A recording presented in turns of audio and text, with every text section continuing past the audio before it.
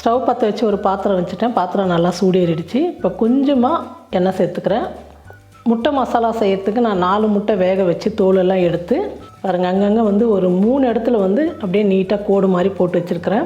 அப்போ தான் வந்து நம்ம போடுற மசாலாலாம் முட்டைக்குள்ளே இறங்கும். மஞ்சள் தூள் சேர்த்துக்கிறேன்.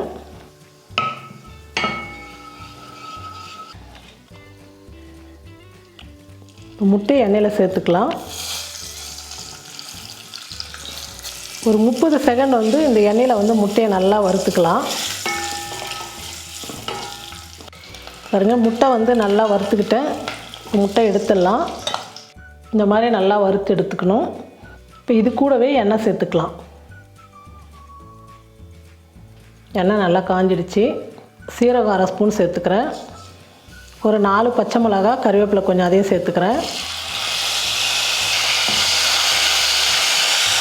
ஒரு 2 வெங்காயம் எடுத்து நைஸாக பேஸ்ட் மாதிரி அரைச்சி எடுத்துக்கிட்டேன். இந்த விழுது சேர்த்துக்கலாம்.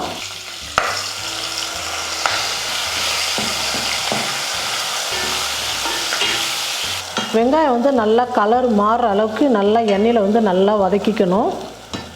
வெங்காயம் ஒரு பாதி அளவுக்கு வதங்கின உடனே இஞ்சி பூண்டு பேஸ்ட்டு 1 ஸ்பூன் சேர்த்துக்கிறேன். எல்லாம் சேர்த்து நல்லா வதக்கிக்கலாம். வெங்காயம் இஞ்சி பூண்டு பேஸ்ட்லாம் நல்லா வதங்கிடுச்சு. நான் ஒரு பெரிய தக்காளி எடுத்து நைஸாக பேஸ்ட் மாதிரி அரைச்சி எடுத்துக்கிட்டு அந்த விழுது சேர்த்துக்கலாம். தக்காளி சேர்த்ததுக்கப்புறம் 1 நிமிஷத்துக்கு நல்லா வதங்கட்டும். நம்ம எந்த அளவுக்கு நல்லா வதக்குறோமோ அந்த அளவுக்கு தான் இந்த முட்டை கிரேவி வந்து ரொம்ப நல்லாயிருக்கும். தக்காளி வெங்காயம்லாம் நம்ம அரைச்சி சேர்த்ததுனால பச்சை வாசனை அப்படியே இருக்கும். ரொம்ப நல்லா வதக்கணும். ஒரு 2-3 நிமிஷத்துக்கு நல்லா வதக்கிக்கலாம். எல்லாம் நல்லா வதங்கிடுச்சு. இப்போ மசாலாலாம் சேர்த்துக்கலாம். 1 ஸ்பூன் மிளகாத்தூள், கரம் மசாலா 1/2 ஸ்பூன், மல்லித்தூள் 1 ஸ்பூன், மஞ்சள் தூள் 1/4 ஸ்பூன், உப்பு தேவையான அளவுக்கு சேர்த்துக்கலாம். இது கூடவே 2 ஸ்பூன் தயிர் சேர்த்துக்கிறேன். எல்லாம் சேர்த்து 1 நிமிஷத்துக்கு நல்லா வதக்கிக்கலாம். நம்ம சேர்த்துருக்கிற மசாலாலாம் நல்லா வதங்கி எண்ணெய் வந்து மேலே நல்லா தெளிஞ்சு வரணும். அந்த அளவுக்கு நம்ம நல்லா வதக்கிக்கணும். நல்லா வதங்கட்டும்.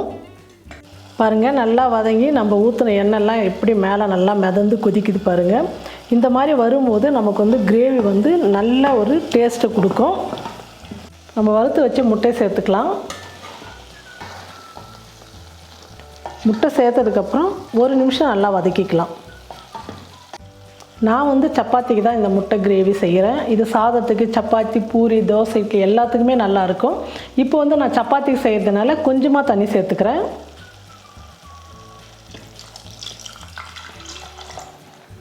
தண்ணி சேர்த்ததுக்கப்புறம் நல்லா கலந்து விட்டுடுங்க. எல்லா மசாலாலாம் நம்ம ஏற்கனவே நல்லா வதக்கிக்கிட்டோம். அதனால் ஒரு 2 நிமிஷம் கொதித்தா மட்டும் போதும். ஸ்டவ் கம்மியாக வச்சுட்டு ஒரு தட்டு போட்டு மூடிடலாம். பாருங்கள், கிரேவி வந்து நல்லா கொதித்து நம்ம ஊற்றின எண்ணெய் எல்லாமே மேலே வந்து எப்படி வந்திருக்கு பாருங்கள். சூப்பராக இருக்கும் இந்த முட்டை கிரேவி வந்து. சப்பாத்திக்குன்றதுனால இந்த அளவுக்கு வந்து கொஞ்சம் கெட்டியாக வச்சுருக்கிறேன். உங்களுக்கு கொஞ்சம் சாதத்துக்கெல்லாம் வேணும்னா கொஞ்சம் தண்ணியாக கூட நீங்கள் செய்யலாம். முட்டை கிரேவி ரெடி ஆகிடுச்சு. நீங்களும் உங்கள் வீட்டில் இந்த மாதிரி செஞ்சு பாருங்கள். சப்பாத்தி, தோசை, இட்லி எல்லாத்துக்குமே ரொம்ப சூப்பராக இருக்கும். இந்த மாதிரி செஞ்சு பார்த்துட்டு நீங்களும் எப்படி இருக்குன்னு சொல்லிட்டு மறக்காமல் கமெண்ட் பண்ணுங்கள், ஷேர் பண்ணுங்கள். நன்றி.